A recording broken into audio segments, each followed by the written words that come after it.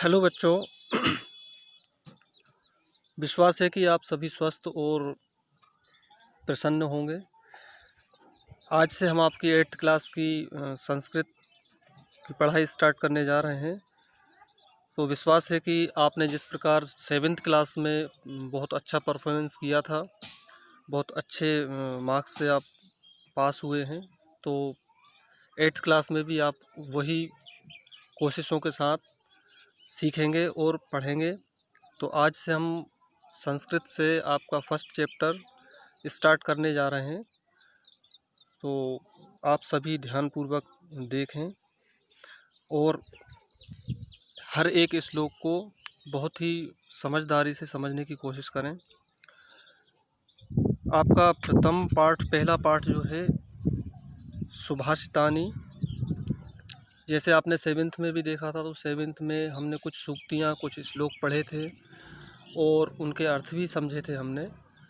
तो उसी प्रकार हम यहाँ भी पहले पाठ में सुभाषितानी, इसका अर्थ होता है सु मीन्स सुंदर और भाषितानी मीन्स वचन।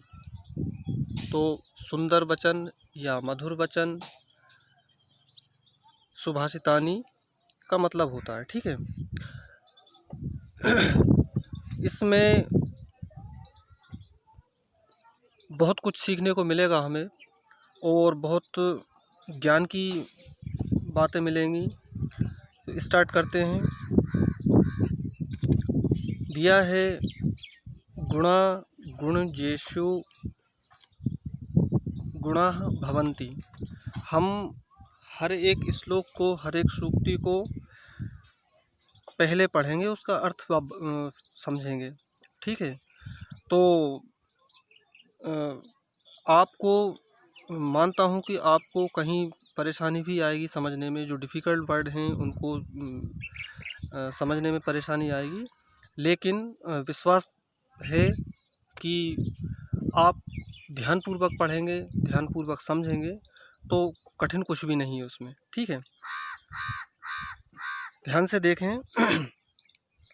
गुणा गुणजेषु गुणाः भवन्ति ते निर्गुणं प्राप्य भवन्ति दोषाः। सुस्वादुतोयाः प्रवन्ति नद्यः समुद्रमासाद्य भवन्ति पेया। इसका अर्थ हम समझेंगे। दिया है गुणाः गुणजेषु गुणाः भवन्ति। तो गुणाः मीन्स होता है गुण। गुणजेषु जिस व्यक्ति में गुण पाए जाते हैं, ठीक है, उसको कहा गया है। और ते निर्गुणः प्राप्य भवन्ति दोषा, बताया गया है कि गुण तो गुण होते हैं और गुणवान व्यक्ति में ही होते हैं। ठीक है। परंतु वही गुणवान व्यक्ति अगर निर्गुणी व्यक्ति से मिल जाए या दोष वाले व्यक्ति से मिल जाता है, उसकी संगत करता है, तो गुणवान व्यक्ति के गुण भी दोष में परिवर्तित हो जाते हैं। कैसे बताया गया है आगे। सुस्वादुतोयाः प्रभवन्ति नद्यः। जिस प्रकार एक नदी स्वादिष्ट जल लेकर ही पर्वत से निकलती है, जब नदी पर्वत से निकलती है तो बहुत स्वादिष्ट जल लेकर निकलती है, परंतु वही नदी समुद्र में जाकर समुद्र से मिलकर अपने पानी को खारा बना देती है। आप समझें इसको। जिस प्रकार एक नदी पर्वत से निकलती है, पहाड़ से निकलती है, तो अपने जल को बहुत स्वादिष्ट रूप में लेती है, उसका जल बहुत स्वादिष्ट होता है। लेकिन वही नदी समुद्र में जाकर जिसका पानी खारा होता है, समुद्र में जाकर मिलती है तो वो अपने पानी को भी खारा बना लेती है। ठीक उसी प्रकार गुणवान व्यक्ति का बताया गया है कि गुणवान व्यक्ति के पास गुण तो होते हैं, लेकिन अगर वही गुणवान व्यक्ति दोषी व्यक्ति के साथ मिलता है तो उसके गुण भी दोष में परिवर्तित हो जाते हैं। ठीक है, आगे दिया है साहित्य संगीत कला विहीनः। साहित्य संगीत कला विहीनः साक्षात् पशुः पुच्छ विहीनः हीनः। तृणं न खादन्नपि जीवमानः तद् भागधेयं परम पशूनामः। इस श्लोक में बताया गया है कि साहित्य संगीत कला कौशल से विहीन व्यक्ति मीन्स जिस व्यक्ति में साहित्य के प्रति, संगीत के प्रति और कला के प्रति रुचि नहीं है, ऐसे व्यक्ति साक्षात बिना पूंछ और सींग वाले पशुओं के समान होते हैं। बताया गया है जो व्यक्ति साहित्य में रुचि नहीं रखते, संगीत में रुचि नहीं रखते और किसी कला में रुचि नहीं रखते, ऐसे व्यक्तियों को साक्षात बिना सींग और पूंछ वाले पशुओं के समान माना गया है। ठीक है, जो कि तृणम न खादन्नपि, जो कि ना तो घास खाते हैं और जो कि घास तो नहीं खाते लेकिन पशु के समान होते हैं। और ऐसे व्यक्ति कैसे माने गए हैं कि घास फूस ना खाकर भी स्वादिष्ट पकवान खाते हैं। अब आप इसको दूसरे तरह से समझें कि आपने देखा होगा पशु होते हैं, पशु घास फूस खाते हैं, ठीक है, घास खाते हैं, लेकिन यहाँ पशु किसको माना गया है? जो व्यक्ति साहित्य संगीत और कला में रुचि नहीं रखते, मीन्स साहित्य संगीत और कला से विहीन होते हैं, ऐसे व्यक्तियों को साक्षात बिना सींग और बिना पूंछ के पशुओं के समान माना गया है, जो सिर्फ घास तो नहीं खाते, ठीक है, सिर्फ घास नहीं खाते, स्वादिष्ट पकवान खाकर ही अपना जीवन व्यतीत करते हैं। ठीक, नेक्स्ट देखें, लुब्धस्य नश्यति यशः, पिशुनस्य मैत्री, नष्ट क्रियस्य कुलमर्थ परस्य धर्मः, विद्याफलं व्यसननेः कृपणस्य सौख्यम राज्यम प्रमत्त सचिवस्य नराधिपस्य। इसमें बताया गया है कि लालची व्यक्ति का यश, लुब्धस्य मीन्स लालची कहा गया है, लालची व्यक्ति का यश, पिशुनस्य मैत्री मीन्स होता है चुगलखोर की मैत्री मीन्स मित्रता, नष्ट क्रियस्य कर्महीन व्यक्ति का कुल, कर्महीन मीन्स जो अपने कर्म पर ध्यान नहीं देते, ठीक है, उनको कर्महीन माना गया। एक तरह से माने तो आलसी, जो आलसी व्यक्ति होते हैं उनको कर्महीन माना गया है। तो कर्महीन व्यक्ति का कुल, धन यही बताया गया है, कुलमर्थ परस्य धर्मः,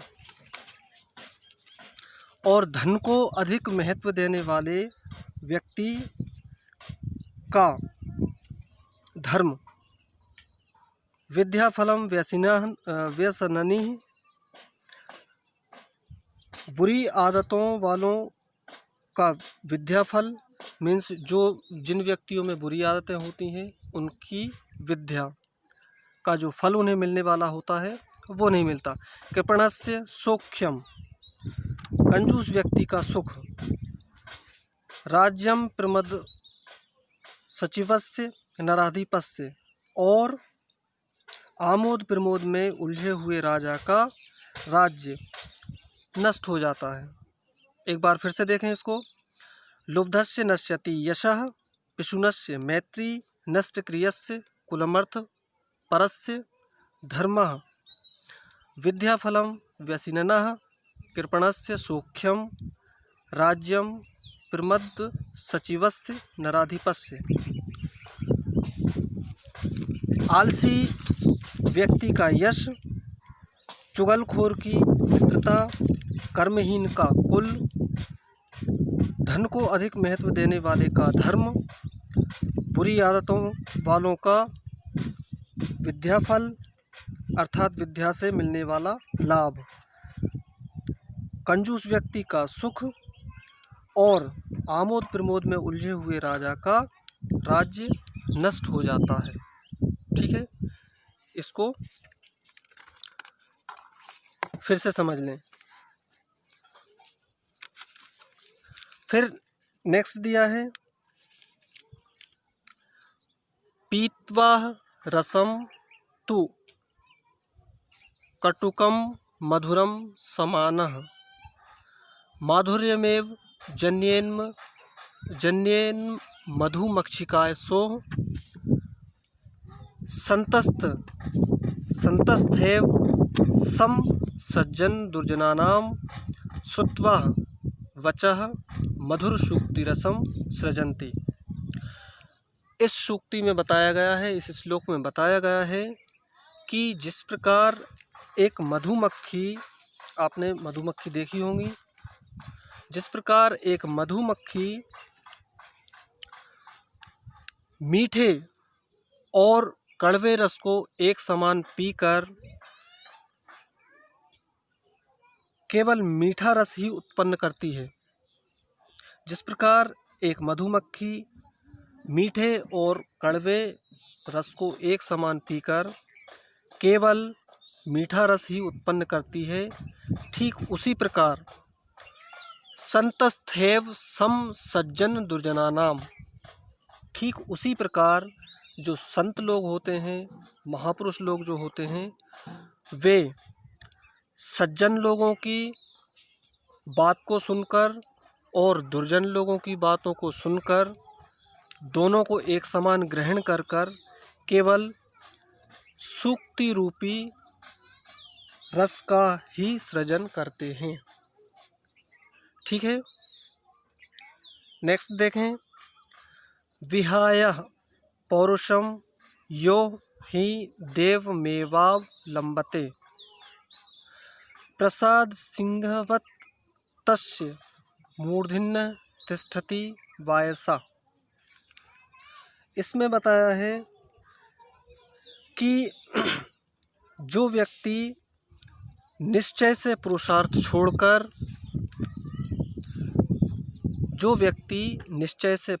छोड़कर, मीन्स भाग्य के भरोसे सब कुछ छोड़कर, आपने देखे होंगे कई व्यक्ति ऐसे होते हैं कि बोलते हैं कि हमारी तो किस्मत ऐसी है, जो किस्मत करवाएगी वो करेंगे, ऊपर वाले ने यही लिखा होगा। तो ऐसे व्यक्ति ऐसे बातों को बोलकर अपने कर्म से पीछे हट जाता है।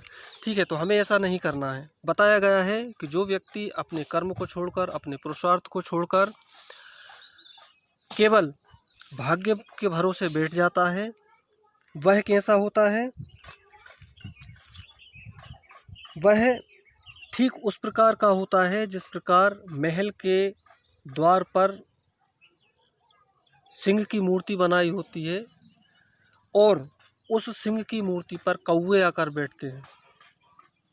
ठीक है, देखने में तो शेर लग रहा है कि हाँ भाई शेर है, लेकिन किस काम का है? वो निष्क्रिय है, ठीक है, निष्प्राण है, तो उस पर कौवे आकर बैठ रहे हैं। ठीक उसी प्रकार बिना कर्म का व्यक्ति होता है जो केवल भाग्य के भरोसे बैठता है, लेकिन प्राप्त कुछ भी नहीं कर पाता।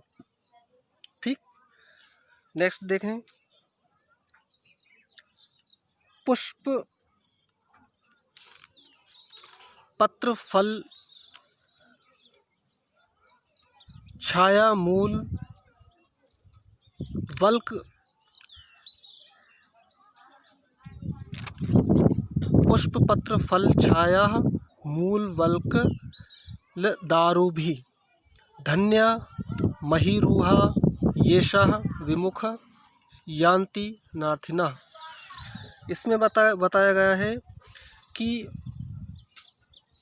फूल, पत्ते, फल, छाया,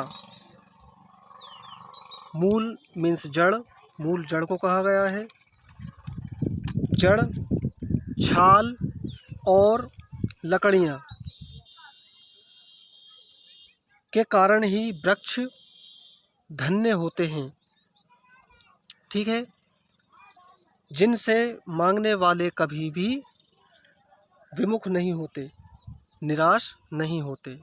एक पेड़ का महत्व बताया गया है यहाँ कि पेड़ का महत्व इतना क्यों है, क्योंकि उसमें पुष्प होते हैं, उसमें पत्ते होते हैं, उसमें फल होते हैं, उसमें छाया होती है और जड़ होती है और छाल भी होती है। आपने देखा होगा कई आयुर्वेदिक दवाइयाँ बनती हैं, कई पेड़ पूजे जाते हैं और कई पेड़ हमें फल देते हैं। तो पेड़ का महत्व हमारे जीवन में क्यों इतना है, क्योंकि कुछ पेड़ों के फूलों की हमें आवश्यकता होती है, कुछ पेड़ों के पत्तों की आवश्यकता होती है, कुछ पेड़ों की छाल की आवश्यकता होती है और कुछ के जड़ की आवश्यकता होती है। तो अगर पेड़ में फल, फूल, पत्ते, छाल, जड़ ये सब ना हो तो पेड़ का कोई महत्व नहीं रह जाता। इसलिए बताया गया है कि एक पेड़ का महत्व फल, फूल, छाल, जड़ और पत्तों के कारण ही इतना महत्व है और इन्हीं के कारण पेड़ को पूजा गया है और इन सब के कारण ही पेड़ कभी किसी इंसान को विमुख नहीं होने देते, निराश नहीं होने देते। ठीक, नेक्स्ट देखें। चिंतनीय ही विपदाम आदावेव प्रतिक्रिया न कूप खननम युक्तम प्रदीप्ते वहीना ग्रह। इसमें बताया गया है कि निश्चय से विपत्तियों का शुरुआत में ही समाधान सोचना चाहिए। चिंतनीय मीन्स चिंता करना, विपदाम मीन्स विपत्ति का आना, आदावेव प्रतिक्रिया मीन्स से पहले ही हमें कुछ निराकरण सोच लेना चाहिए। मीन्स हमारे पास, हमारे ऊपर कोई विपत्ति आए या कोई परेशानी आए तो उसके आने से पहले ही हमें उसका समाधान सोच लेना चाहिए, या पहले नहीं सोच पा रहे हैं तो उसके आते ही उसका समाधान सोच लेना चाहिए। ना कि जब बताया गया है कि आगे से घर के जलने पर ही कुआं खोदना उचित नहीं होता। मीन्स ऐसा नहीं करना चाहिए कि अब अचानक परेशानी आई और अब क्या करें। ठीक है, तो बताया गया है कि हमारे ऊपर कोई परेशानी आए उससे पहले ही हमें उसका समाधान खोज लेना चाहिए। ना कि एक युक्ति है, बताया गया है कि जब आग लगे तभी कुआं नहीं खोदना चाहिए, क्योंकि जब तक हम कुआं खोदेंगे तब तक तो सारा घर जलकर ही नष्ट हो जाएगा। ठीक है, इसलिए विपत्तियों का पहले से समाधान खोज लेना ही उचित होता है। तो विश्वास है कि आपको सभी श्लोक और श्लोकों के अर्थ समझ में आए होंगे। आपके जो भी डाउट्स हैं वो आप लाइव क्लास में क्लियर कर सकते हैं और इस पार्ट को आप अपनी फेयर नोटबुक में सभी श्लोक अर्थ सहित लिखना है। अगर लिख पाएँ तो ठीक है, नहीं तो फिर आप मुझे क्लियर कर दें तो मैं आपको सभी श्लोकों के अर्थ सहित नोट्स आपको दूंगा। ठीक है, ओके।